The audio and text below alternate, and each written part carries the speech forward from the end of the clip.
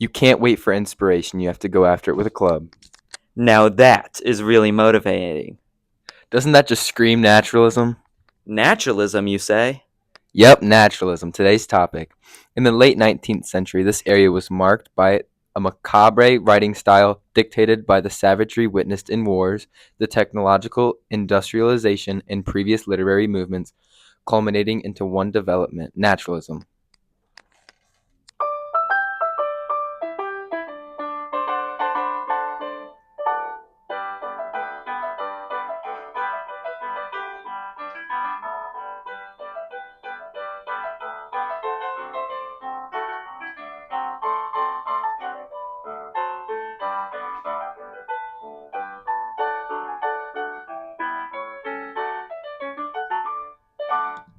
Good morning, Bishop Dwenger Saints. This is your morning dose of history with Your co-hosts Finn Gray and Isaac Schatzman on A Moment in Time, episode 41, Naturalism, Now or Never. we have the privilege to be visited by the renowned American literature critic Noah Bradall and historian Emily Stalling. Today, for our history, we're diving into the fascinating literary movement that captured the realities of American life in the late 19th and early 20th centuries, naturalism. During this time of groundbreaking change and experimentation, naturalism focused on the influence of the environment and ancestry on human nature and behavior. Authors like Stephen Crane and Upton Sinclair portrayed some of the harshest aspects of life, including issues such as poverty, violence, and the relentless forces of nature, such as natural disasters. These works showed how society was often powerless against these disasters. These overwhelming forces were a big change from those of the heroes from early literature. Furthermore, naturalism's overall view underscored the impact of industrialization and urbanization on society. According to an article I read, The Influence of Naturalism in 19th Century Literature, writings reflect the societal and cultural changes of the time by illustrating the impact of industrialization, urbanization, and scientific achievements on individuals and their behavior.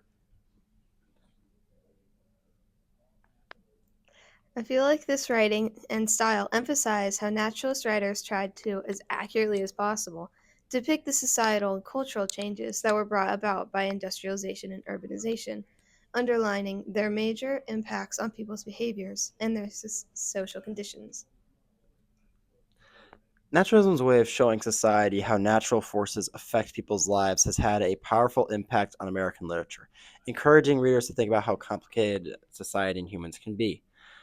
One of the many interesting pieces of literature I have read that came out of naturalism would be called The Wild. It was written by Jack London. Oh, really? Tell us about the plot. Well, in the novel, we follow a lovely dog named Buck. At first, Buck was a family dog until he was stolen and forced into becoming a sled dog.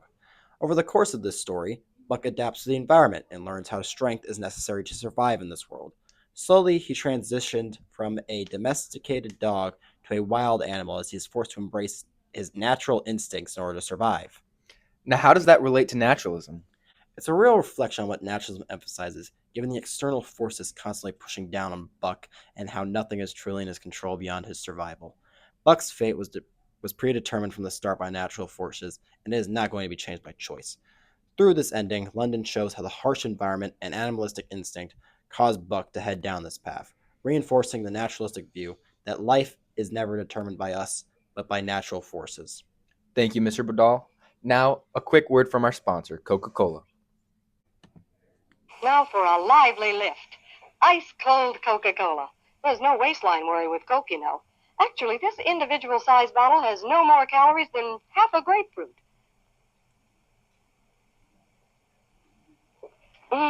Another thing, the cold, crisp taste of Coke is so satisfying, it keeps me from eating something else that might really add those pounds. Coke's a natural, wholesome blending of pure food flavors. I guess that's why everyone likes the refreshing new feeling you get, only from not-too-sweet Coca-Cola. Man, I could go for a Coke right now after that.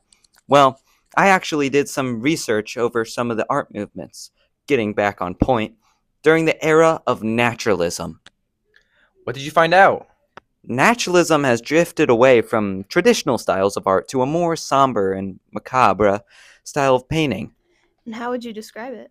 Well, two definitions for naturalism are the first, painting of scenery meant to be ordinary or surrounded by nature, and the second, a deterministic writing style focused on the unfortunate. Meanwhile, naturalist writers leaned heavily into the thought of even more gruesome topics. What gave these artists such a grim outlook? Naturalism partly inherited the legacy of realism, a school of French painting which arose to prominence in the mid 19th century, whose exponents, such as Gustave Courbet, focused on scenes of everyday working life. In other words, naturalism grew on the foundations of realism to its realistic style of painting and focus on subjects or topics other than the ideal. How did the naturalism art movement affect future generations? Well, in addition, naturalism swayed present day artists Richard Estes and Chuck Close into mixing real and natural qualities with their own illustrations, and it has influenced hyperrealists, those who draw with as much precision as possible, and those scrupulous in the particulars. And do you guys know about any other art movements? You talked about realism earlier. Let me explain about it. The art movement drew inspiration from the Enlightenment in pushing against tradition and turning to a more modern view of the average man. During the time of naturalism, new technological advancements furthered the Enlightenment, which showcased realism art, one of the first types of modern art. And where did it begin again? Well, starting in France, realism took its roots in the chaos formed by the constant turmoil France had gone through, and the lower class believed that Romanticism unrealistically displayed the bourgeoisie and upper class. Correspondingly, naturalists focused on the facts rather than the fluff and chose to plummet into man's faults. Tragic. What's an example you could give us? The, Gro- the Gross Clinic by Thomas Eakins showed the gory side of medical education, which helped to express the reality and gravity of man's depravity. But the painting was deemed too graphic to exhibit, though even its detractors conceded its vigor and power. What did this painting showcase? This painting showed a surgeon mid surgery in front of spectators. The pushback of the Gross Clinic foreshadowed deeper traits of modern art movements pushing back against the traditional styles. Most intriguing. I've heard of Impressionism before, but I don't understand how it belonged to the time. Impressionism first began in France, but quickly came to inspire artists in America with the examination of the commonplace. Impressionism was against the grain in art styles because it was quick, out in the air, and shallow in meaning. Wow, modern art didn't just come from nothing, did it? Lots of art movements led to modernism. Symbolism was also one of these influences. Symbolism was a large step away from the ordinary, traditional art styles as it began to look into the weird and strange and gave it meaning. Symbolism can also be seen as being at the forefront of modernism, in that it developed new and often abstract means to express psychological truth, and the idea behind the physical world lay a spiritual reality. Yeah, another influence to these art movements was industrialism. Speaking of industrialization, the second wave of it was a major influence during this time. This wave was referred to as the technological revolution because of all of its technological advancements. Yeah, as the second wave's influence grew, authors began to write about the harsh realities of life that the working class had to face. This shift intensified the economic differences in the region and changed millions of lives. I concur. Many naturalist writers, such as Emilia Zola, portrayed human lives as being shaped by the external forces of society. Your definition sounds pretty solid. I think naturalism shows how mankind is susceptible to the dangers of this world. Well, yes. Things like poverty, environment, and society are a few examples. These things reflect the horrible circumstances that the lower classes faced. I think this then allowed literature to act as a catalyst for the social inequalities that defined the naturalism period. It showed the grueling realities that much of society had to live through.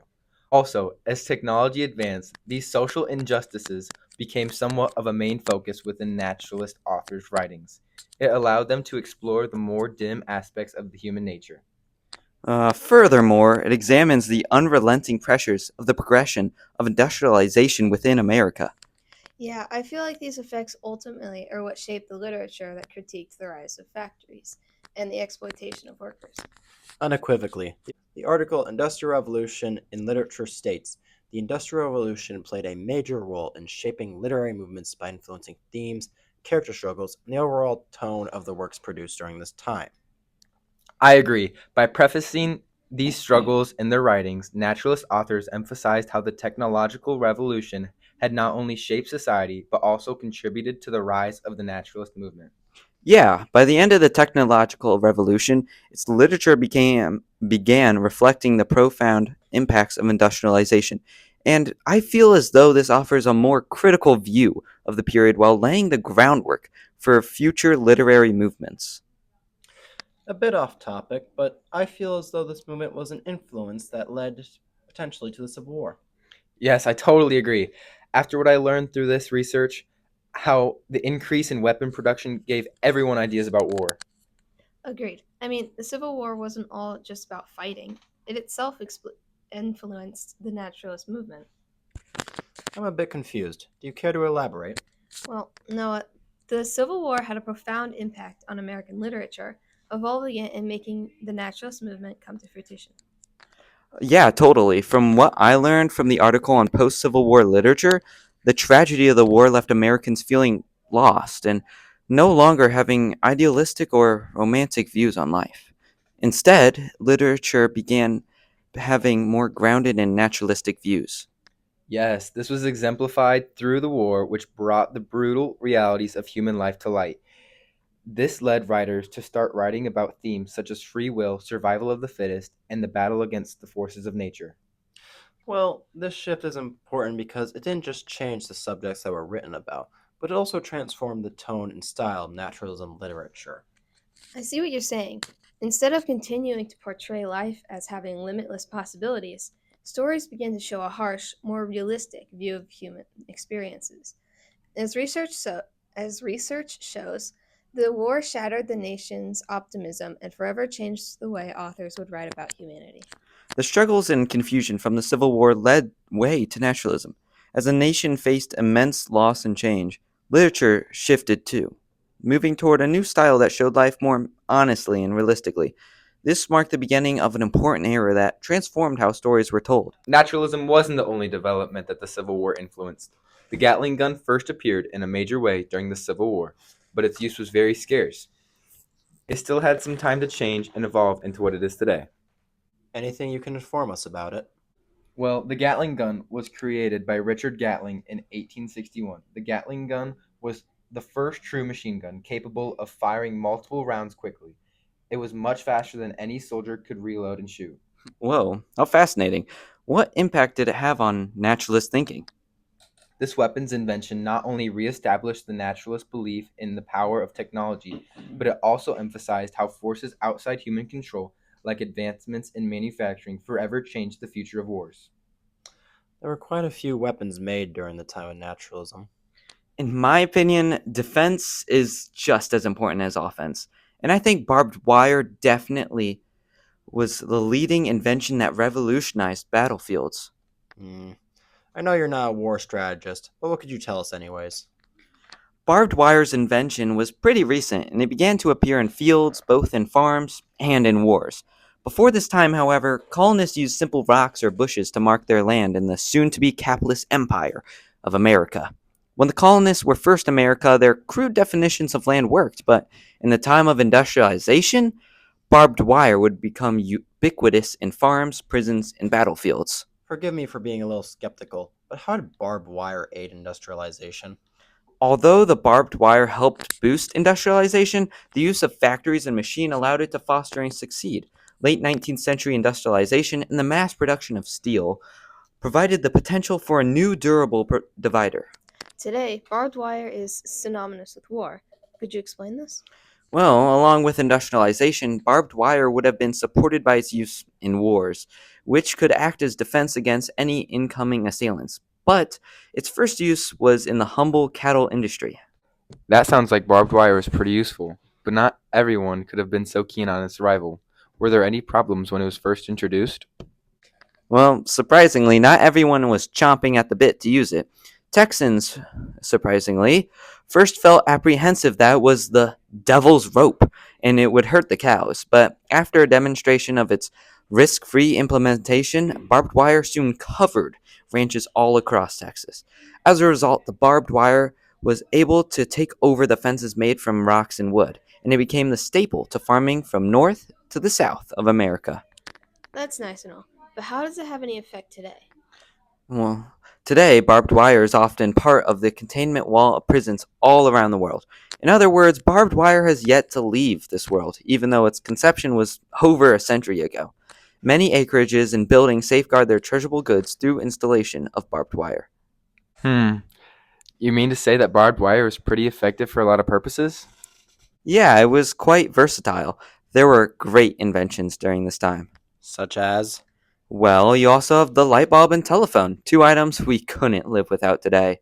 Wait, really? Yeah, contrary to common belief, though, Edison was not the original inventor of the light bulb, but did help to make it popular and possible for the masses to use, and garnered this publicity by asserting confident claims. In addition, Edison stated he could forge a system for lighting a vast subdivision of New York by employing only just a few generators. Now, what about the telephone? Within 50 years of its invention, the telephone had become an indispensable tool in the United States. In the late 19th century, people raved about the telephone's positive aspects and ranted about what they anticipated would be the negatives. There was a lot going on during the time of naturalism. If you would like to hear it, I have some history that predated naturalism, but certainly had a role to play. I'm, of course, talking about the American frontier, specifically the third expansion. The American frontier is one of the many interesting events that we can thank for handing us the literary period of naturalism. The frontier opened up Americans to a harsher part of life, away from the romantic ideals typically held within the East Coast. In the frontier, especially during the third and fourth expansion, the land we discovered was mostly long stretches of dry prairie land, with little crop yield and rainfall. These new landscapes also held either long mountain ranges or far stretches of cattle ranches. Unfortunately, within these wonders, hardship and tragedy also occurred.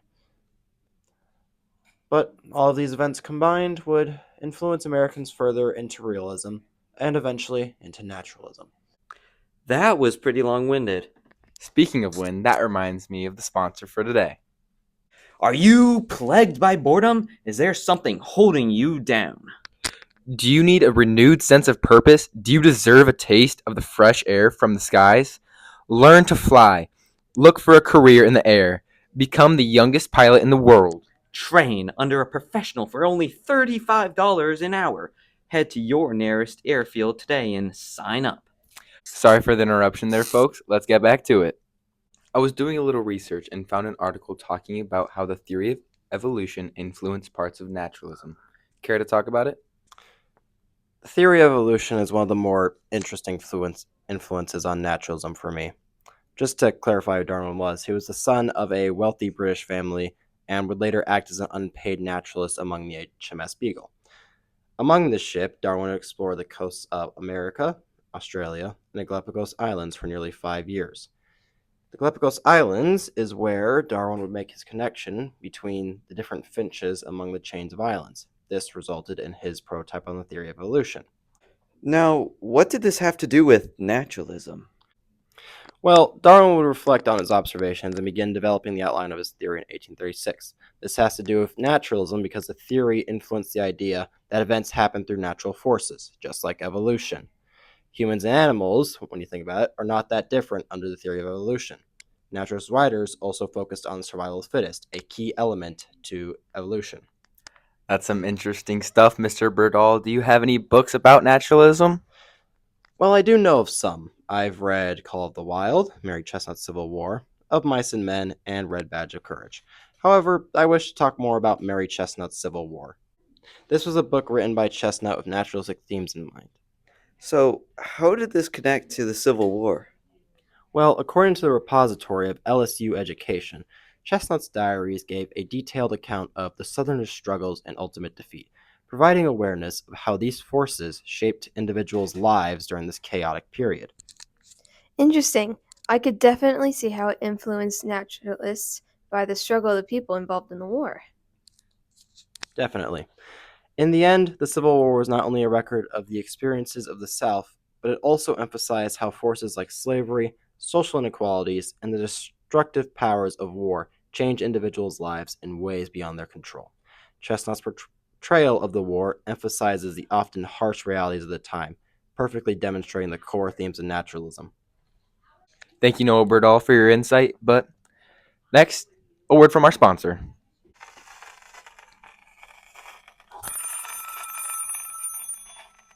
What is that I hear? Oh, that? It sounds like a telephone. Telephone, you say?